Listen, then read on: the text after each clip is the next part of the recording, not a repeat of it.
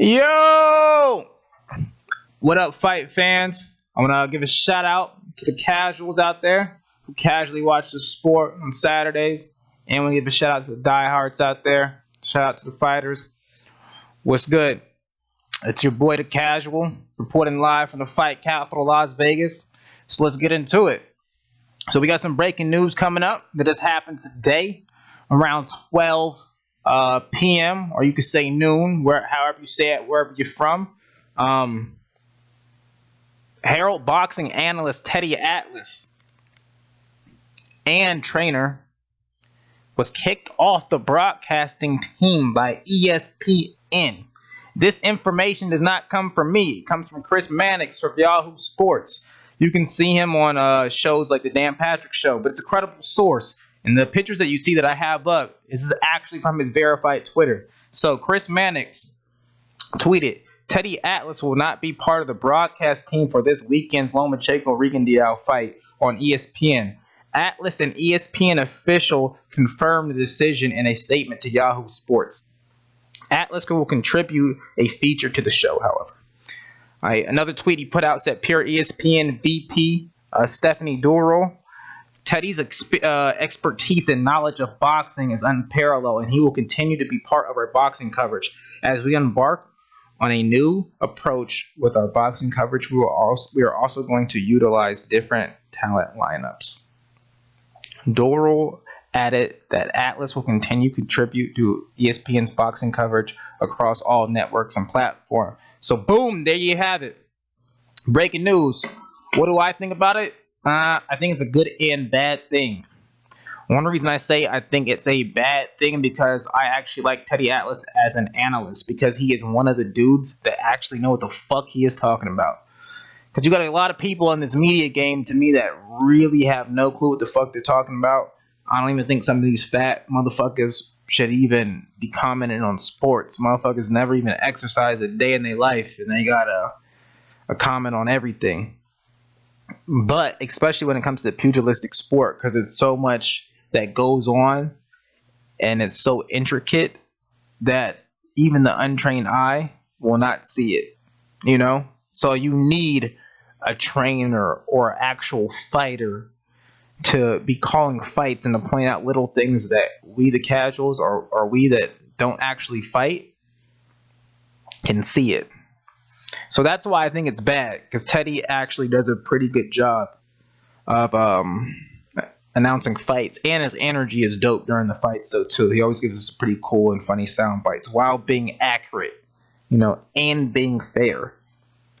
So, but I'm gonna give the descriptions or give my thoughts on why I think he was taken off this card. So, numero uno, let's start with the fact that Teddy he's gonna have a bias, even though most of the time he's a straight shooter. And I will say this: we all have biases. If you don't, you're full of shit, But he has a horse in this race. He's a Loma fan. We already know that. As the pictures that you see that I'm gonna put up very soon, if they're not already up right now, is that when Terrence Crawford became undisputed, got all the belts. We haven't had an undisputed champion in boxing since Jermaine Taylor. It's a long fucking time, man. Teddy Atlas dropped his pound for pound ratings that night. So that fight he called with Andre S.O.G. Ward. Shout out to him. Hope you enjoy your retirement. It's the first ballot Hall of Famer right there. Just came off 2 impressive wins of Sergey Kovalev, especially the TKO victory too. However, he had Vasyl Lomachenko ranked ahead of Andre Ward and Terrence Crawford and Gennady Golovkin.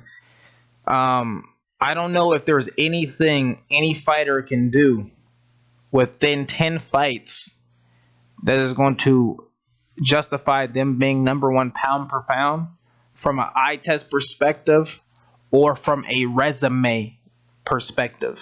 I just don't think you can do enough in 10 fights to even be in the top 10 pound for pound. He has the skills to be up there without question, because we know Loma can fight. But I just think that's crazy, the fact that he was up there. So that's one strike against him right there.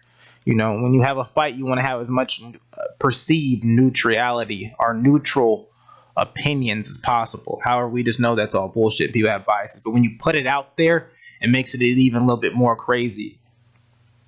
Second, on that pound for pound list that I'm showing right now, you see that Errol Spence is ranked number 5. Okay, I don't have a problem with him being in number 5 on anybody's pound for pound list, you know, because the boy got skills. He got a strap now, IBF champion.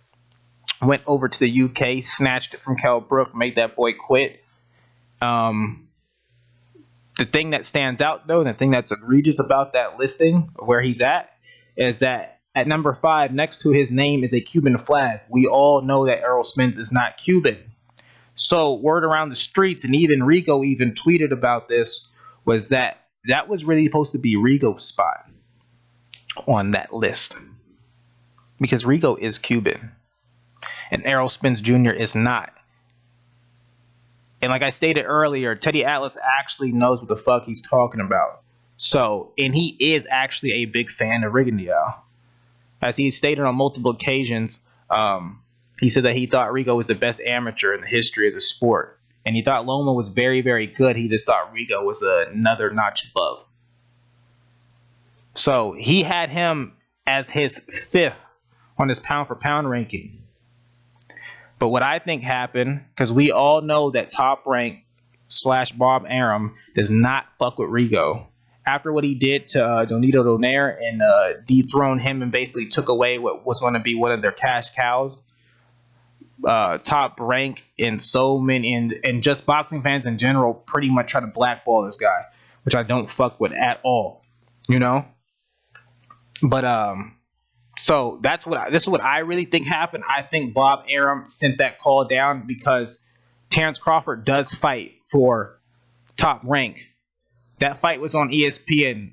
Top Rank just signed a deal with ESPN not too long ago, so a lot of their fights are going to be on ESPN. So therefore, if you're on the broadcasting team, you are being employed by him at that moment. Bob Arum, I'm speaking of. He probably made that call. You have to be a company man, you know. And he said, "There's no way you're gonna be on this broadcasting team if you have him at number 5. There's just no way." So he changed it. He put a pretty credible person up there. But just as anything in life, when you do shit last minute, you leave certain things out, you know. And that's what happened with the flag. So that's why the Cuban flag is still next to Errol Spence's name, because that was really Rigo's spot. You get what I'm saying? So that's strike 2 that was against him. But then also, this is the other thing that people realize. Teddy Atlas, like I said, even though he has a horse in the race, he thinks Loma is number 1. He actually likes Rigo, as you can see, as he had him as his 5th. So what happens during the fight, when there's moments during this fight where it seems like nothing's happening because these guys are thinking, they're playing chess at a very, very high level. What happens when Teddy actually shoots straight and actually tells the truth? What about the moments where Rigo is winning the fight and he's actually telling the truth? You know? Because these people in the booth, whoever's calling the fights, have a lot of power. They can sway opinions so easily. You know, if you ever try to watch a fight without the volume and you determine your own opinions, a lot of the time you walk away viewing that fight pretty different than you had with the sound on, you know? So that's another thing that I think is going against him, that he might actually shoot it straight. Because there's plenty of articles out there, and many people know that if Rigo actually beats Lomachenko, with your own eyes, if you see it, do you think he might be able to get that decision on the cards if it was a close fight and he won? I don't think so, especially with the news out, which Bob Arum already said that Lomachenko's next fight will be at the Garden. So, I mean, I'm pretty sure they're not going to be pretty inclined to ruin those plans. So, Rigo's fighting against the odds, as we know. But that's all I got. I want to say, again, hit that like button, hit that subscribe button. I'm going to have a lot more content coming. I know I'm new to this. It's not going to sound as choppy. I'm not going to have static as much in the microphone, because I'm going to get a better microphone as well. But I just think I have a decent enough knowledge about this fight game. So I want to get my thoughts out to this YouTube boxing community and this YouTube MMA community. I just want to say signing off, a casual one. Ladies and gentlemen.